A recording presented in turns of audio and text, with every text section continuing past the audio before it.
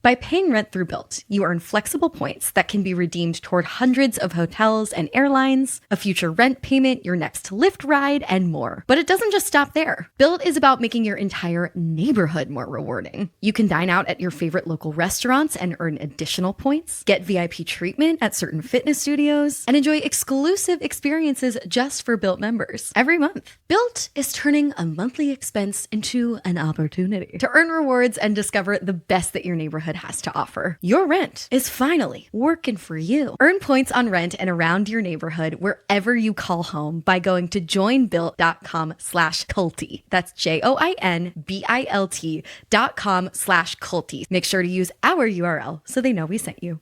The views expressed on this episode, as with all episodes of Sounds Like a Cult, are solely host opinions and quoted allegations. The content here should not be taken as indisputable fact. This podcast is for entertainment purposes only. I understand the correlation. Like, I understand when we're talking about cults, right? I call Christianity a cult. I do think that there is a correlation between religion and some of the ways in which we celebrity worship. And the Illuminati, I mean, yeah, we can't talk about the Cult of Beyoncé without talking about all those conspiracy theories and this idea that her and Jay and all of the quote unquote Black elite are ruling the world somehow through the Illuminati. This is Sounds Like a Cult, a show about the modern day cults we all follow. I'm your host, Chelsea Charles, an unscripted TV producer and a lifelong student of pop culture sociology and 1/3 of the dynamic trio at Sounds Like a Cult. On today's episode, it'll just be me and our guest. Every week on the show, we discuss a different zeitgeisty group that puts the cult in culture, from Lululemon to Harry Potter, to try to answer the big question, this group sounds like a cult, but is it really?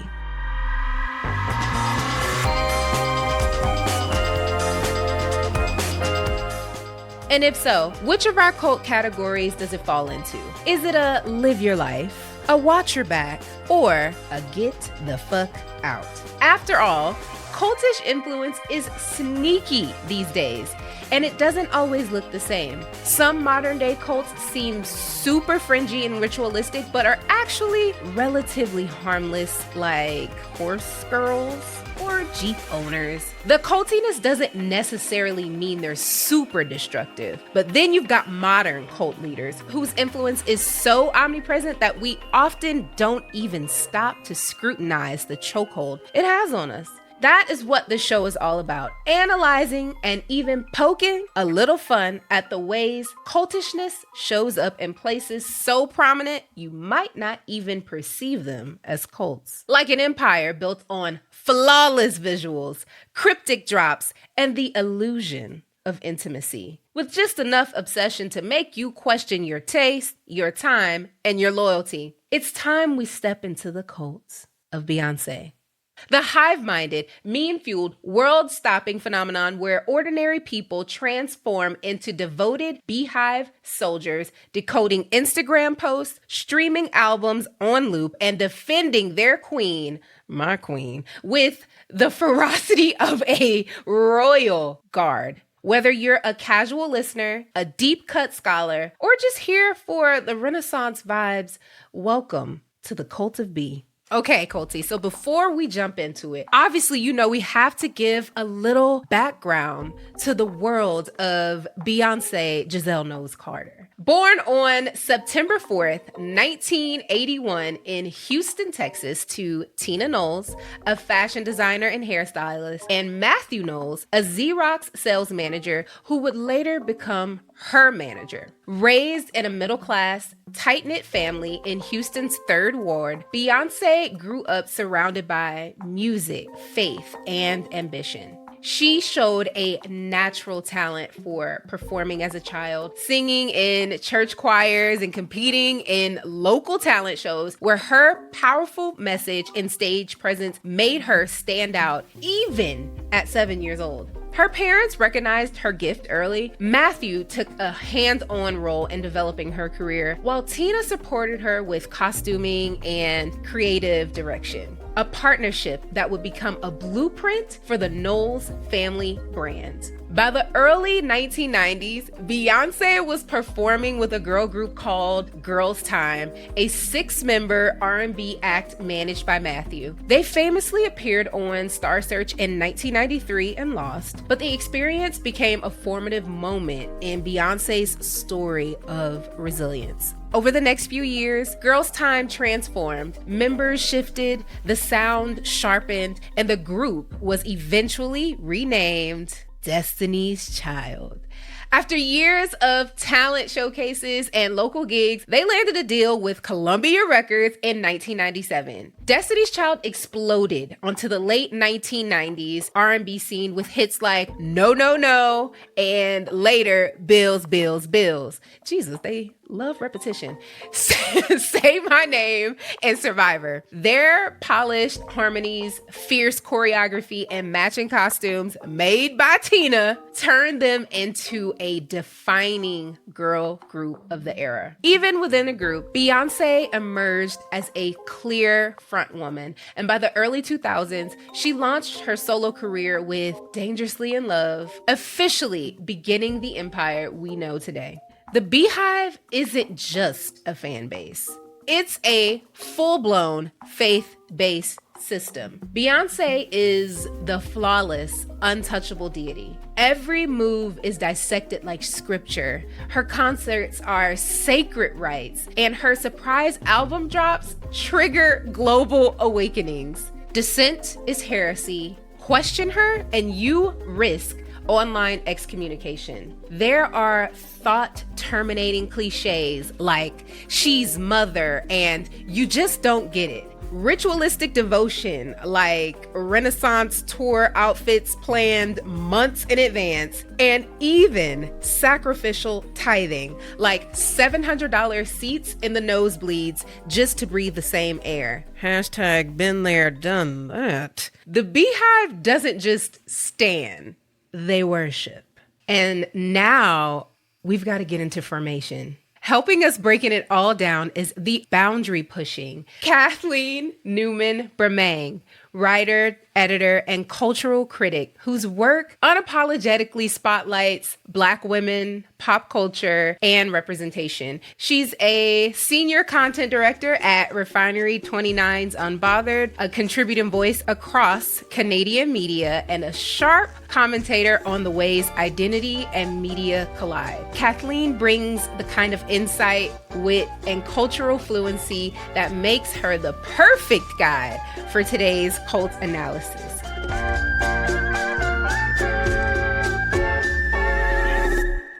Kathleen, welcome to Sounds Like a Cult. Hey, thank you for having me and for that intro. Okay. So first of all, I have to say, I found you online via TikTok from just a very short clip that I saw breaking down how Beyonce originally had like such a huge voice in interviews.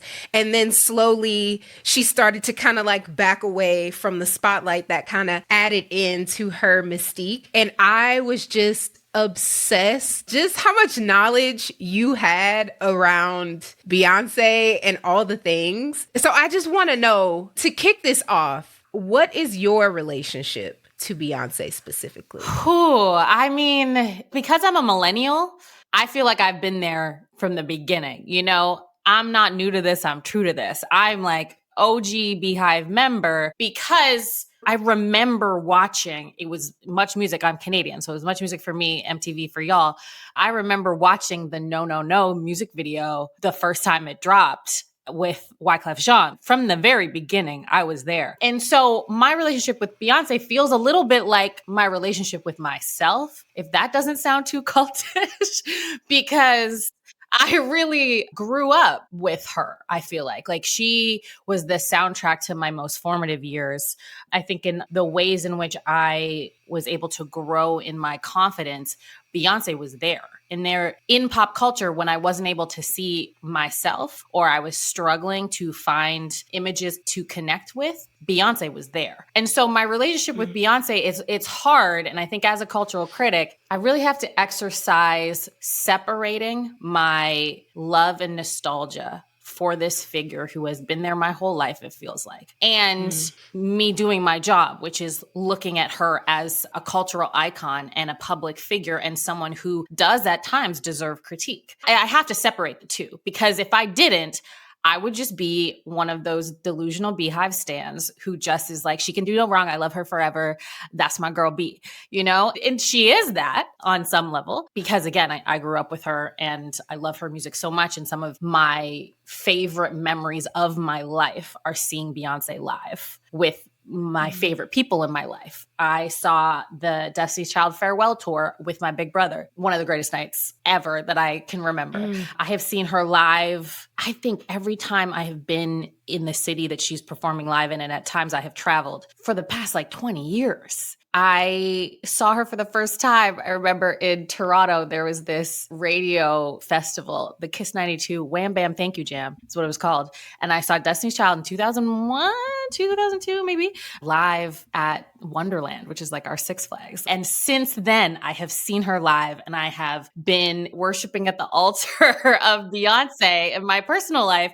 But I think in my professional life, I have also had to critique her. I've had to look at her as a cultural icon for all of those years. And so my relationship to her has definitely changed over the years, but I think that her relationship in the cultural landscape has changed. And that has been really fascinating to watch. Absolutely. And you bring up a great point, because obviously in preparation for this episode, I did a lot of research about someone who I can agree. I have a very similar story with Beyonce as you do. I grew up with her as well. And the original iteration of this outline for this episode, I had to go back and check myself, because there was some I guess real indoctrination that I just, you just cannot escape. Like, when you're such a huge fan of this person, sometimes it feels like she can be above critique.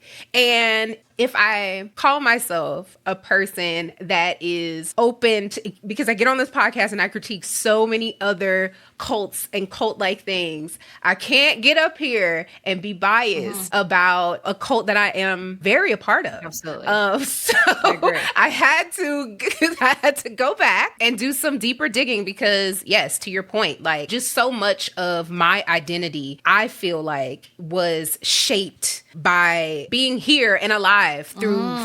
And like, how fortunate are we, but also for better and for worse. I feel very fortunate to live in the time of Beyonce, to have grown up in the time of Beyonce and been there for all the different eras, to have been there through Destiny's Child. Like, I feel very fortunate, but also, yeah, for better and for worse, in that Beyonce, I think, has molded a very specific image of Blackness, of Black womanhood, of body image, of beauty ideals throughout our lives that I don't think is always positive necessarily. I don't think growing up looking at Beyonce's hair and trying to mimic her hair or have my hair be held to that standard and, I don't look like Beyonce enough, like, I don't know if that was a positive thing to have me growing up trying to emulate her. So in some ways, it's like, I feel very fortunate to live in the time of Beyonce because the excellence that she has provided for us, but also at the same time, the cult of Beyonce is the cult of Black excellence, and thinking that we can excellent our way out of certain systems or certain ways in which pop culture hurts and shapes us negatively. And I don't think that has been positive for me as a person who had Beyonce there throughout my formative years. What do you think is the cultiest thing about the cult of Beyonce? I mean, it's got to be the blind devotion to her, right? And the fervor at which her fans consume everything Beyonce. And I also think the money spent to uphold your place in the fandom, like I think that is very culty. I'm wearing the most expensive Beyonce merch I own, which is a t-shirt from the Renaissance tour, which was a collaboration with Balmain, and it was $450. Ooh, okay. Girl, you're in a cult. Like, why am I spending that much money on a t-shirt?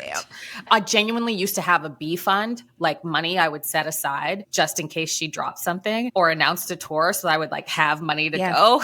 Like, that is culty. I also think that, which we alluded to before, but I think the air of mystery surrounding Beyonce is also very cultish. We know a lot about her, but we actually don't know a lot about her, and that's by design.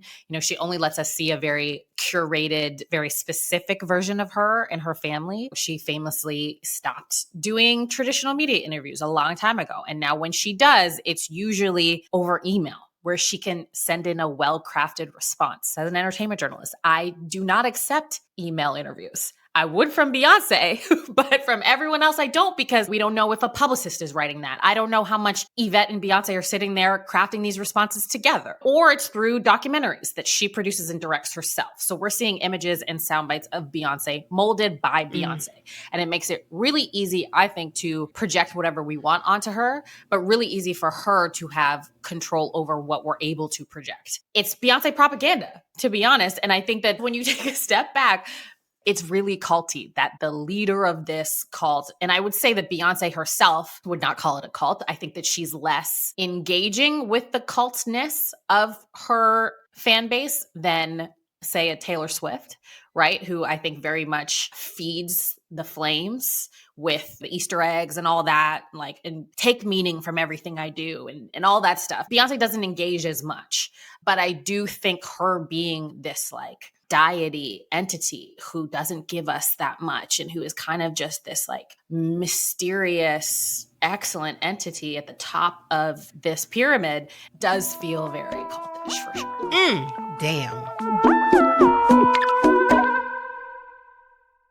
If you're paying rent every single month without earning anything in return, allow me to introduce you to Built. It's the single largest rewards program for people who actually want to earn something on their largest monthly expense. Allow me to humbly explain. By paying rent through Built, you earn flexible points that can be redeemed toward hundreds of hotels and airlines, a future rent payment, your next Lyft ride, and more. But it doesn't just stop there. Built is about making your entire neighborhood more rewarding. You can dine out at your favorite local restaurants and earn additional points, get VIP treatment at certain fitness studios, and enjoy exclusive experiences just for Built members every month. Built is turning a monthly expense into an opportunity to earn rewards and discover the best that your neighborhood has to offer. Your rent is finally working for you. Earn points on rent and around your neighborhood wherever you call home by going to joinbuilt.com/culty. That's joinbilt.com/culty, CULTY. Make sure to use our URL so they know we sent you. Okay. Earlier you said that your relationship in the way that you view Beyonce has shifted over time. Mm-hmm. Can you kind of like pinpoint what the catalyst for that change in your psyche regarding Beyonce was? I don't know if I can pinpoint a catalyst for a shift, but I do think it's just growing up. I think I used to look at Beyonce from a representation standpoint and see her as someone I wanted to emulate, someone I wanted to be like. This is a Black woman at the top of the pop game. And when she was there wasn't really anyone else. There's that famous New York Times headline now where it was when Beyonce first went solo, they said, she's no Ashanti. Which oh my God. Laughable now. No disrespect to Ashanti, but it's just so funny now. But really, genuinely, like it was Beyonce and Ashanti at the beginning, and then she just took off into her own stratosphere. And to see her being at the top of the charts, at the top of every conversation, it was beautiful and inspiring. And I think it was something that I was like, hinged some of my confidence on. Like, you know, Beyonce is there being confident and sexy and a Black woman. So I can be a confident, sexy Black woman. And I think that as I have grown up a bit, I look at Beyonce less now as someone to validate my existence or to inspire my confidence, and more as someone who is so exceptional at what she does that in and of itself is inspiring. And Beyonce being her best sparks something in you to want to be your best. You know, so I don't necessarily see myself in her anymore, but I am so in awe of the work ethic. I think, again, also as like a student of pop culture and of music, I'm really in awe of her being a student and how much she works and studies and teaches. I think actually the most powerful thing about Beyonce is that she is a teacher and that she educates through her music. And we've especially seen that through Cowboy Carter and Renaissance. Like, I think that is really the most powerful thing about Beyonce. And so I think I've shifted my view of her being somebody who needs to represent us all and like speak for us all, because she doesn't, and more as somebody who like, okay, she is who she is, and I'm not going to project as much onto her. You spoke a little bit about how we receive her now through like perfectly curated content and sometimes like interviews via email. She is labeled publicly as a feminist, and I'm putting feminist in quotations, but some critics say that her version is too branded and too curated. So in your opinion, from your lens, is her feminism empowering or is it performative? I think it's both. And I think that's okay. You know, Beyonce is a performance in everything she does. Everything is branded. Everything is curated. That doesn't mean it can't be empowering. You know, I remember the first time I heard Formation and watched Lemonade, the visual album, and it felt radical in a sense. You know, it felt important and empowering that Beyonce was claiming this Black feminist stance when before that, she was this crossover artist that, you know, I think white people really could claim too and be like, oh, you know, she's not that. Don't worry. She's Beyonce. She's very quote unquote palatable. And with Lemonade and with Formation and with those visuals that accompanied that, she was very much like, nah, like, look at me. And I am Black, and I am Black in a way that I'm going to at least aesthetically show you a Black feminist motif of who I am. And I think that that was empowering for me. And it was, you know, she was claiming this feminist, Black feminist stance. And even if it was Black feminism light, I would say, and it was mostly consisted of her quoting other Black feminists, it did feel important at the time. And I do think we've maybe evolved since then. And I think that we understand a bit more looking back. I think that it was a little bit more surface level than like radical Black feminists would have wanted. At the same time, when you looked at her position in pop culture and you looked at what other artists were doing at that time, for Beyonce to take those stances to evoke the imagery of the Black Panthers, to quote Nina Simone later in the Homecoming concert film, that was really powerful and radical at the time and different than what other people were doing. And Beyonce didn't have to do that. So I'm going to give her that. At the same time, when you do quote a Nina Simone, who one of her most famous quotes is, an artist's duty, as far as I'm concerned, is to reflect the times. And then you continue to be a Beyonce who has not reflected the times in certain aspects, who chooses not to speak on certain things that, you know, a lot of her fans or people would expect her to speak on. I think that that's when you kind of have to say, yeah, she's going to do it in the way she's going to do it in, which is performative, which is a performance. And you have to be able to call it out. I think you have to be able to critique it, because if she is going to put out this aesthetic of Black power activism, it's okay to say Beyonce wants to appear to be a Black feminist, radical activist at times, but also props up systems that are antithetical to that messaging. It actually reminds me of once I was at an appointment and the provider was like an older white woman, and somehow the subject of Beyonce came up. She was somewhere in the ether. It was something monumental. I can't really remember what it was, but she asked me if I was a Beyonce fan, and I was like, yes, you know, short. And she said, I used to like Beyonce. I used to really enjoy her music. And then she became so militant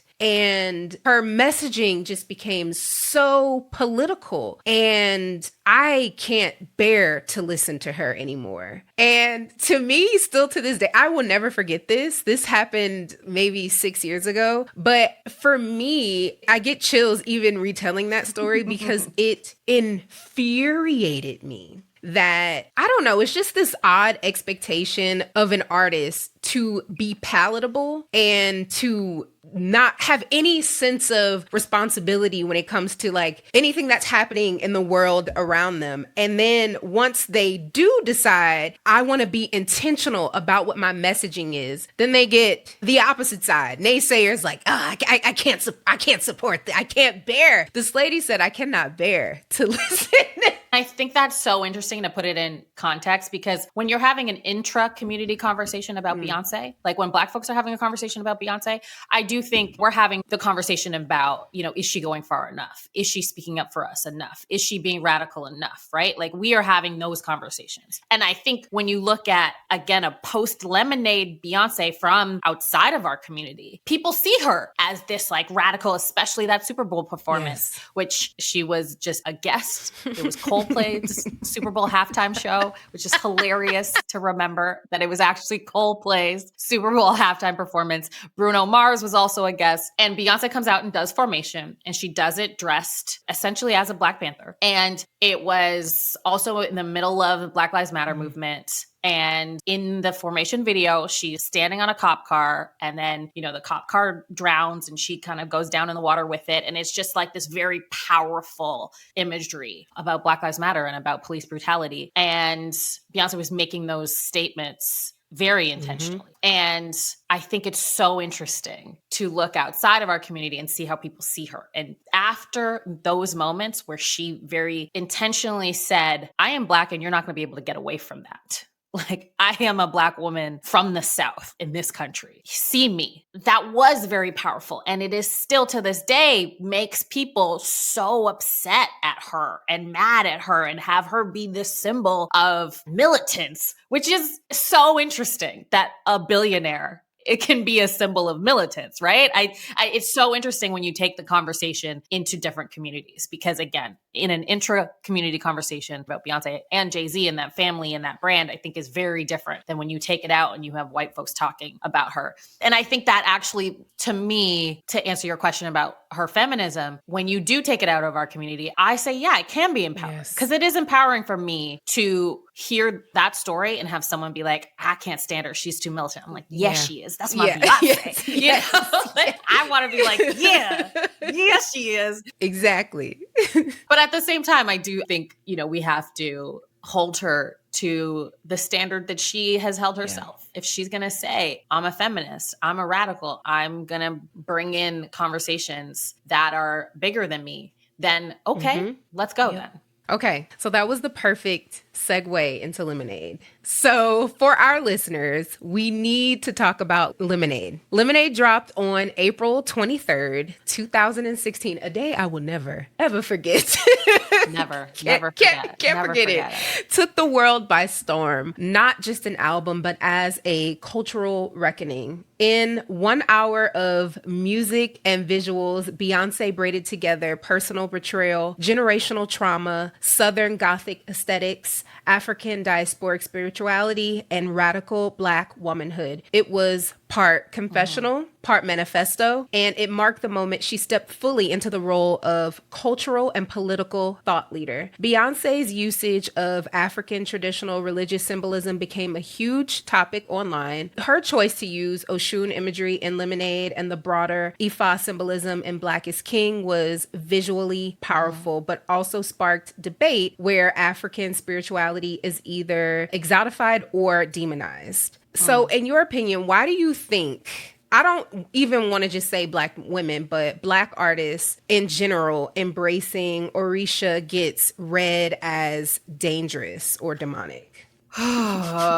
This is such a big conversation. I would say it's about the cult of Christianity. I think that those spiritual practices that you just mentioned predate Christianity in so many African cultures. Right. And I think that there's this idea, if you're not strictly adhering to a very westernized view of religion, it's demonic, it's satanic. And that's just colonization at work. You know, that's just believing the lies they sold us about ourselves. Right. That our natural indigenous spirituality and religions are savage or satanic. Like that's truly just, to me, very much against everything that Beyonce, if you call her a Black feminist radical, is against.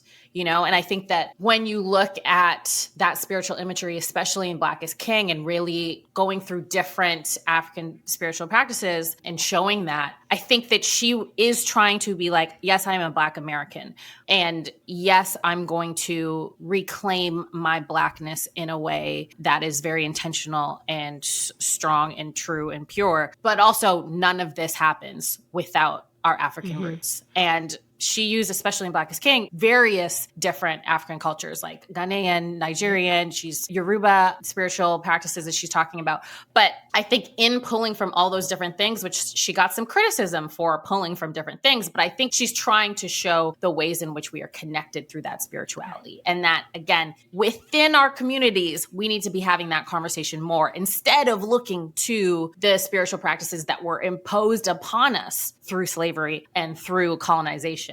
And being like, that's the standard. Oh, she's being demonic because she's actually going back through our roots, as opposed to adhering to these things that were told to us, that is the standard and that is pure and good and right. I think there's a lot to unpack there, but I think that I would say in this sense, Beyonce is ahead of the curve and doing something really interesting. And it goes back to her being a teacher. And it goes back to her trying to educate us on histories that a lot of people clearly don't know a lot about. Anyone who's calling any of that demonic or satanic doesn't know our own history. Couldn't have said it better. I also think I take large issue with this idea that anybody who is successful and Black, it's always this idea that they had to do some kind of weird, like strange demonic witchcraft in order to reach this level of success. And I think people conflate like African traditional religion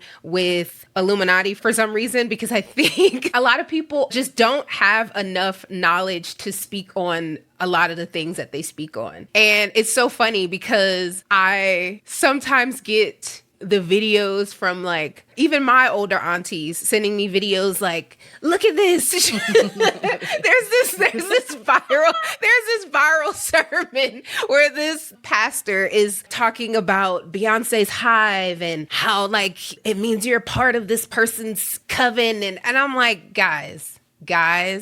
But also correct. No, there are times when I jokingly call Beyonce my Lord and Savior. Yes. I say thank Beyonce instead of thank God. You know, I genuinely sometimes make that comparison, because there are times when hearing Two Hands to Heaven on a Sunday during the Cowboy Carter tour felt very spiritual to me as someone who grew up in the church. And so I understand the correlation. Like I understand when we're talking about cults, right? I call Christianity a cult. I do think that there is a correlation between religion and some of the ways in which we celebrity worship, right? We call it celebrity worship. There is a reason for that. So I understand on some level making that comparison, but it is so interesting, especially when you talk about churches, you talk about aunties who are like very much like put Beyonce as the symbol for everything that's bad in the world. And the Illuminati, I mean, yeah, we can't talk about the cult of Beyonce without talking about all those conspiracy theories and this idea that her and Jay and all of the quote unquote Black elite are ruling the world somehow through the Illuminati. I don't even really understand the conspiracies, to be honest. I'm like, sorry, what's happening? But yeah, I think it makes sense to make that comparison between the Beyhive and following a religion. And it's something that I do jokingly all the time. But I also think that it is maybe taking something too seriously that we don't need to. On some level, it's just this person brings me a lot of joy, and that's okay. And that's something I would say to the detractors of Beyonce, the people who look at her negatively. And I would also say that to her like extreme stance. I would also say like, I think you're maybe taking this a little bit too seriously. Like your identity doesn't have to be tied to Beyonce, Giselle Knowles Carter, as much as we love her. Down. Because I like Beyonce and she is my number one played artist. She is the GOAT in my opinion. I love her forever. if someone says something bad about Beyonce, they are not saying something bad about me. And I think that is what's happening. Is I think stans think if you critique Beyonce, you are critiquing me because she is me. And because now we brand all of us are brands, we brand ourselves, what we put out on the internet is our likes, our hobbies, our pictures or whatever. So that is me on my social media page. And if half of me are pictures of Beyonce or me going to Cowboy Carter or me wearing her merch, and so then you critique her, you're critiquing me. And I think that's where it becomes culty, because as much as I love Beyonce, as much as I'm wearing a $450 t-shirt right now, I know I can separate that she is not me and I am not her. And also she doesn't need you to be treating her critiques like they're your critiques and you going to bat for her in the comments and you fighting for Beyonce like that. Like, she's okay. I promise you, she's all right. She doesn't need you to be doing all that. I think that message was for me specifically. Here's the thing. I don't do the most in the comments, but to your point, I do take it like a personal attack when I'm in person and I'm having a spirited debate about Beyonce. Well, I will say it depends what the critique is, because I've also been there. And I think it's if someone's saying, oh, Beyonce's not that great of a performer, or she's not that great of an artist, or she's not a musical genius, that's a dog whistle, right? Like, you're like, just say you hate Black women. Okay. So it depends what the critique is. If the critique is valid, if the critique is Beyonce says that she's pro-Black and yet she's supporting a candidate who isn't going to actually help us, or she's not speaking up when she should be, or like, where was she on this day when this happened? She's not talking about the genocide. She's not talking about what's happening in Sudan. Like, those critiques, we can say, hey, let's unpack that. Let's unpack those critiques. If you're trying to come for her artistic integrity or her abilities as a performer, yeah, I mean, maybe I'm going to turn into the girl from S'more. Yeah. No one is above reproach, including Beyonce. But I do think there are certain critiques that she gets that feel just because she's a Black woman. And that is a perfect segue to Cowboy Carter, because Cowboy Carter was not just a creative pivot, it was a statement in a genre that has historically excluded Black women. First of all, I just want to say I had a special connection to this album specifically. Famously, the listeners know I'm from Louisiana. Generation, I am a Black American Creole woman. And this album was so special to me that as soon as I listened, I called my best friend and we were crying. Like, and I know from outside looking in, that may be just a tinge culty. I cried the whole time. First listen? Come on. Of course. You have to cry. It was just such a special album. How do you read the significance of her stepping into country music at this moment? Oh, well, it's so interesting when you look at this moment because allegedly Cowboy Carter was supposed to come first. Right. And it was supposed to be Cowboy Carter and then Renaissance. And then Beyonce just kind of read the room and was like, okay, I'm going to put Renaissance first and then Cowboy Carter. So the timing of why now is so interesting that Beyonce is actually very good at like looking at her audience and the cultural landscape and being like, what do people need right now? And the fact that Cowboy Carter came now and came on the heels of another Trump presidency, on the heels of so much just blatant anti-Blackness in pop culture, like a just complete 180 from 2020. It does feel like it's the perfect time. And that I don't know what kind of mastermind thing Beyonce is on, but we genuinely felt like we needed that right now in this moment. But I also feel like, on the other hand, Cowboy Carter is because Beyonce is just a petty person. And she was like, oh, you say I don't belong here? This is, obviously going back to the performance with the Dixie Chicks at the 2016 CMAs when she performed Daddy Lessons, which if you didn't love Daddy Lessons first time around, you don't get to come here and say you love Cowboy Carter. No. Just say, get out. Like, real Beyonce fans know. And so performing Daddy Lessons in 2016, and she was met with this tepid response in studio from the country music world. And then racist backlash from fans watching. There was a trending hashtag boycott CMA going around because of Beyonce and that they spotlighted her. And so Beyonce took that personal, right? She was like, oh, you're going to say I don't belong here when I am a country girl through and through. and throughout her career has been called Too Country, right?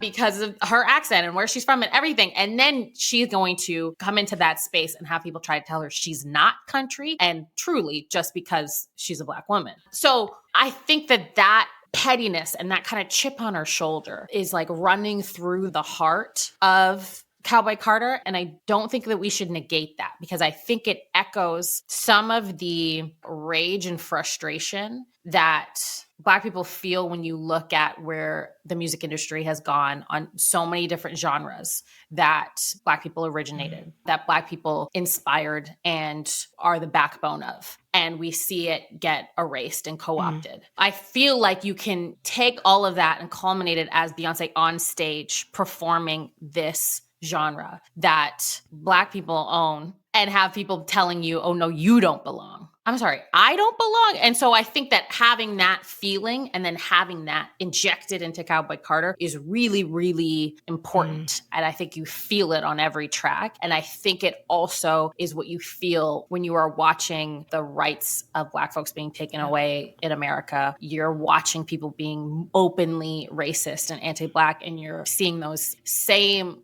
Black folks who are experiencing that say, but we built this. Right. And I think that that's why the timing of Cowboy Carter feels so significant. And I think that, again, it's a lot of projection. Some of it Beyonce is saying. Some of the conversations about America and the parallels between country music and America are there on the record. She's saying it explicitly. Some of it we're projecting onto her, but I think we can project it onto her because of the timing of this album. Right. 3 snaps, girl.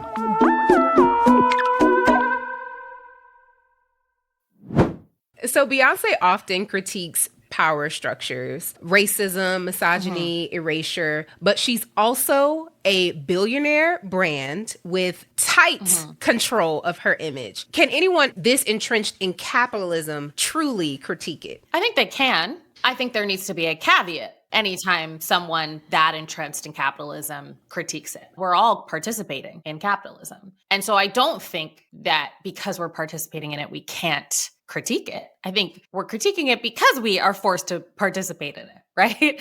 I think there's a caveat when it comes to Beyonce, because Beyonce is directly benefiting from and upholding systems of capitalism by being a billionaire. We see some of the endorsements that she does. You know, we see some of the ways in which she continues to build this wealth. And I'm not going to claim that I know exactly where her money is going and how many charities she upholds. Right. And I'm sure they're giving so much money to some really, really great causes. At the same time, we know that Beyonce and Jay-Z are capitalists. They love money. They talk about it all the time. Yeah. They, again, do endorsements with companies that were like, that's shady. But you did that because you got a check, you know? So I think that we have to be able to say that. We have to be able to say, yes, the critique is there. She is critiquing America while at the same time being draped in a flag that, if we're talking about symbolisms, we know what the American flag has stood for in the past and what it was made with the intention of, you know? Like, she is trying to say that, I think, through the music, but it's also like, we can critique it. We have to be able to. We have to be able to say, this is a billionaire who, without this system, wouldn't have all the things that she has. And I think is by making us pay $450 for the t-shirt and thousands of dollars to watch her critique America, she is participating in this capitalist system that she is critiquing. And so we have to be able to then critique that. You can't have one without the other. And I think it comes from a place of love. It comes from, I care. Like, if I didn't care about Beyonce, I wouldn't be spending an hour talking to you about her. Right. It comes from a place of care and love and interest in her art and what she's trying to say. But yeah, I think we have to be able to caveat every critique that she makes by, do you really want it to change that much? Because if it did, would you have what you have? It reminds me of the Tiffany and Co. collab and how she has this collaboration, and then the internet was just like obviously up in arms because she became the first Black woman to wear the Tiffany necklace. Which, what does that even mean? Exactly. That means nothing. It means nothing. The first Black woman to wear blood diamonds? Diamonds. Why is that even a first Black woman? This is why I'm like, the cult of Beyonce is also the cult of Black excellence. Yeah. Because why is that even something to aspire to? Why is that something that even is notable? And as much as I like screamed and was so excited when she finally won Album of the Year, it's also like, why are we aspiring to to be a part of these systems that don't care about us Right. at all. The Recording Academy and the Grammys showed over and over and over again that they do not care about you, Beyonce, or care about Black artists. Tiffany's does not care about Black people, clearly. They have actively oppressed them for years. As Beyonce, you don't need Tiffany's. You don't need the Recording Academy. So I just find it so interesting that it is then still upheld as like this excellent thing. And that like she overcame to achieve this excellence as being the first Black woman to do this and to do that. When we really boil it down, I'm like, well, why should that be significant to us? Exactly. And it's so interesting because, I mean, like the immediate responses to that, like I know that was like her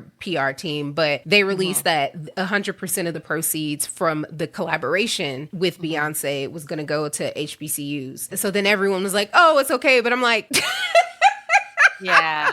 So she can't be, we can't just critique her. She just can't be wrong. She's wrong. Right. She's wrong. Yeah. And this is the thing. I think we have to be able to say she's wrong sometimes. Like, I do think she's always watching. And I think Yvette, her publicist, is always watching and is always trying to control the narrative. So when they see negative backlash, they are going to try to course correct. Right? Yes, yes. And I think they do that very well. Yvette is very good at her job. Beyonce is very good at her job. They are very good at the course correction. And I think they're also very good at giving the stands a way to defend her. They're very good at being like, okay, well, there's this argument. So run with it, stands. Go like spread our gospel. We're saying it's okay because of this. And they do. They go and they spread that gospel and they say, well, it's okay because of this. And I think, you know, how I see it is I feel okay continuing to be a massive fan of Beyonce and someone who spends my hard-earned money on her and seeing her and her merch and all of that because I'm constantly critiquing her, because I'm holding her to a different standard. Yes. Not because I'm just blindly being like, well, she's perfect and she can't do anything wrong. Right. Like, no, she's not. Nobody is. But I also just think that we are in an era of celebrity where the extremes to which stands go to not want to see any sort of nuance or to have any sort of understanding that your fave can also be problematic at times, like human beings are. It's frustrating, I think, as a pop culture fan and as somebody who's like entrenched in all of this, it's frustrating because it just feels like we are getting away from critical thought and we are getting away from, hey, part of being a fan is actually engaging with this person and with their persona in a smart way. I'm not going to lie. I think most of my faves are a little problematic. They all, of course, of course. They genuinely all are. I can't think of a single person who isn't. And I think if we had microscopes on our lives, you're going to find things, right? Like we're all hypocrites in some level, right? Like you're going to find things, but these are people with platforms. These are people with a responsibility. So you just have to keep pulling and you have to keep asking questions and critiquing and analyzing. And I just think to me, that's part of the fun. Like it is fun to me, not always, you know, certain topics are more serious, so it's not as fun to unpack. But part of the fun to me of being a fan of Beyonce is talking about how she should be showing up and in the music, going through the history. And, you know, sometimes she gets those lessons wrong. You know, I think it was near the end of the Cowboy Carter tour, she put out a pamphlet about Buffalo Soldiers, which were Black soldiers who actually did a lot of harm to Indigenous communities. And just like upholding them, not mentioning that at all, and just like really glorifying these soldiers and the harm in which they did to Indigenous communities. Again, you have to be able to say, hey, you got this lesson wrong. I appreciate her trying to teach the history of Black Americans and not erase that there's so many contributions that Black Americans, Black cowboys, that Black country artists have given to this country, to America. At the same time, when you get it wrong, we need to be able to say that. Yes. We have to be. We have to. Okay, but do you at all feel a sense of responsibility to protect her as a cultural symbol, though? I used to more than I do. Okay. And I think that's just my own personal relationship to representation. And again, to Black excellence as like a theory has just changed a lot, I think, in the last few years, especially since 2020. So I feel less like that now. I do think it goes back to what the critiques of Beyonce are. I think I feel a bit more, maybe not a responsibility, but a bit more inclined to defend her as a musical genius. Yeah. To defend her as a producer, to defend her as a rapper. She's one of the best rappers of all time. Yep. Let's have that conversation.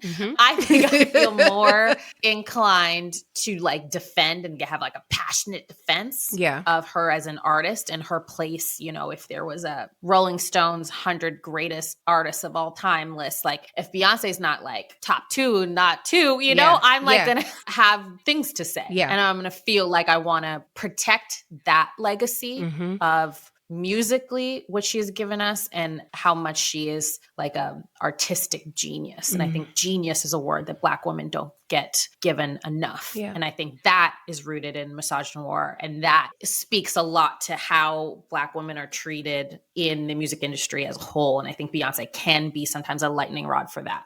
So there are times when I do feel very protective of her legacy as a musical icon, but not necessarily Beyonce the person, or like because she's a Black woman, I have to put on my armor and like go to battle for her. I don't feel that anymore. I think I used to. I don't feel like that anymore, but I will be in the trenches fighting for her artistic legacy because she is our greatest living artist. Yes, she is.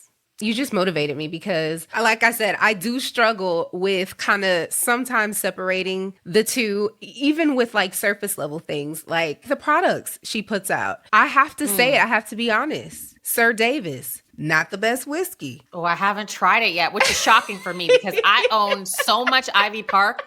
Why was I out here buying every Ivy Park drop?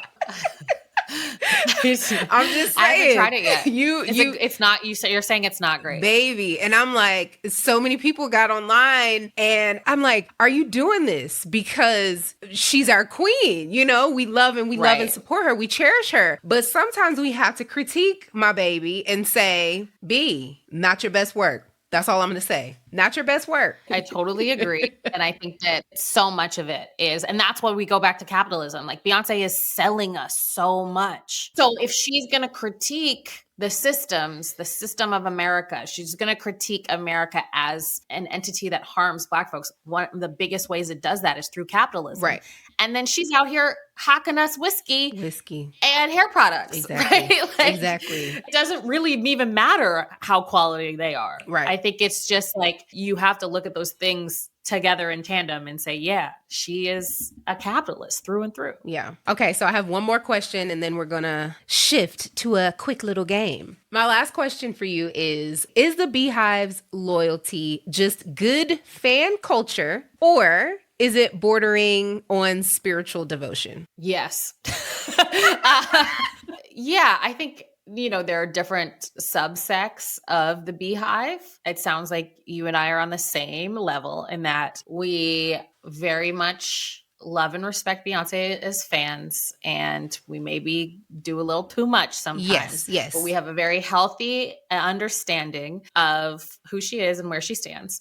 Whereas I do think there are some people who have this like unhealthy devotion to her and cannot see reality at times. They just see their blind devotion to Beyonce.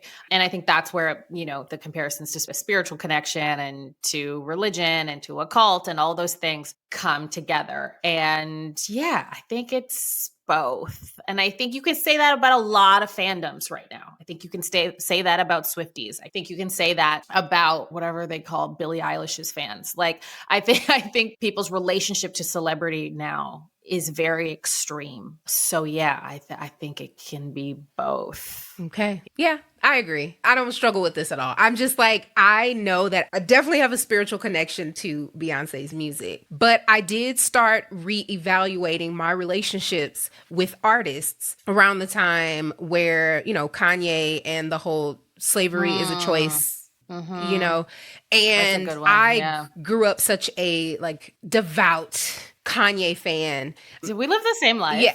Yeah, same. But like literally loved him down. But then I had to realize that this person is a human being and we're all flawed. And I also realized that I put certain people, I held them to the standard that no one should ever reach. Absolutely. Yeah, and it's okay to break up with people. Oh my right? God, Like it's okay to break up with artists. Like I broke up with Kanye years ago. That's all right.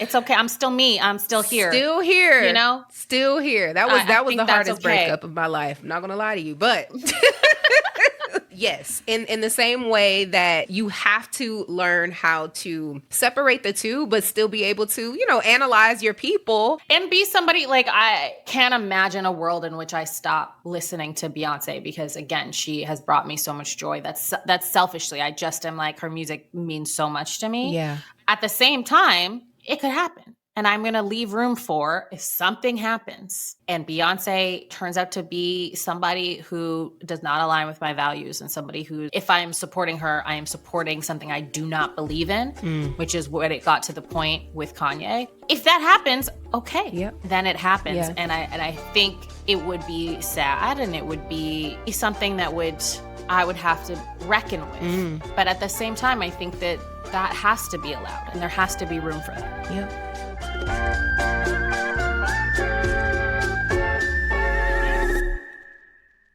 All right, so this is the perfect time for us to shift to our game that we play on Sounds Like a Cult called Culty or Just Cringe. So I'm going to give you a list of scenarios and you let me know if this is culty or if it's just cringy. Okay. So first, fans staying up all night to decode Lemonade visuals like it's scripture. I think it's a bit culty. Damn. Yeah. But it like, that's not negative. Okay. I don't think that's a negative thing. I think that it's like to stay up all night decoding something definitely feels like you're devoted in a very intense way. But I don't think it was cringe. First of all, I did this. So Understood. Okay. Yeah. Beyonce trademarking her daughter's name, Blue Ivy. Cringe. Yeah. A bit. Yeah. Yeah. Hashtag capitalism. Listen, Beyonce say, look, you're not making money I off know, my but baby's also, name. you know what? So smart. Yes. So smart. Yes. Because Blue is going to be the greatest artist of the next generation. Yes, I'm she so is. excited for my nieces and nephews. I grew up in a world of Beyonce. They get to grow up in the world of Blue Ivy Carter. Yep. So excited for them. Yes. So excited. Cringy nonetheless. The Beyhive flooding Carrie Hilson's socials for years over one alleged diss. Culty and cringe, like both, all of the above. Yeah. Leave Carrie alone. Beyonce's fine. Carrie, I don't know. So like, leave her alone. Poor Carrie. Damn. I'm like, Jesus Christ. Listen, the North never forgets anything. Never. Never. Two people the internet will never let live. Carrie Hilson and freaking Alicia Keys. I'm like, dang. Oh. Can she live? Yeah, no, they won't. They never forget. It's wild. Unless Beyonce does something wrong, they'll forget about that tomorrow. Exactly. Wearing full-on metallic cowboy hats and fringe to the Renaissance tour like it's a uniform. Is there a more positive answer? Because I also did this and loved it. I think it's a bit culty, though. I will say that the idea that we're all wearing something because our leader told us to, it's a bit culty. Mm-hmm. But I did it and I loved it. Yeah, I dressed up for Cowboy Carter. I mean, I did the most. Like shopping. I did the most. And oh, yes. Yeah. Correct. I had to wear headphones or else I would have worn the cowboy hat that I bought for Cowboy Carter. And we would have been twinning because my husband was like, you're going to wear the hat, right? I'm like, no. Obviously. Okay, and then my last one is reading Beyonce's silence as divine wisdom instead of just a PR strategy. Cult. You're in a cult. Sorry to tell you, you are in a cult. Okay, now it's time for us to get into the verdict of the show. And so our culties know this, but we always have 3 cult categories: live your life, watch your back, or get the fuck out. Kathleen, what say you in the world of the cults of Beyonce?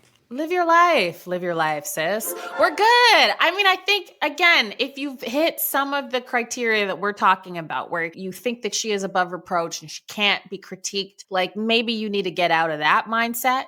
But being a part of the Beyhive, has brought me a lot of joy. I think sharing in it with friends, making new friends like Chelsea, who we are now bonded forever by our mutual love of Beyonce in a healthy way. I think, live your life, live your life. Same. But watch out for the warning signs that you are in a cult. It's so funny because every time we do these verdicts for every episode, it always starts off as that first one, and then it's always a cusp. It's like, live your life, but watch your back a little bit. Just watch your back. Yeah, watch Swarm, and if you connect to that at all, do a little reevaluation. You in danger. You in danger, girl. Well, Culties, thanks so much for listening. Join us for a new episode next week. And in the meantime, stay culty, but not too culty.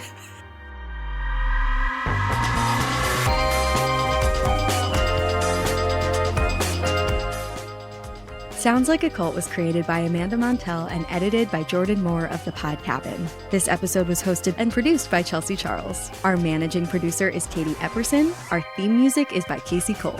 If you enjoyed the show, we'd really appreciate it if you could leave it 5 stars on Spotify or Apple Podcasts. It really helps the show a lot. And be sure to follow the Sounds Like a Cult on Instagram for all the discourse at Sounds Like a Cult Pod, or support us on Patreon to listen to the show ad-free at patreon.com/soundslikeacult.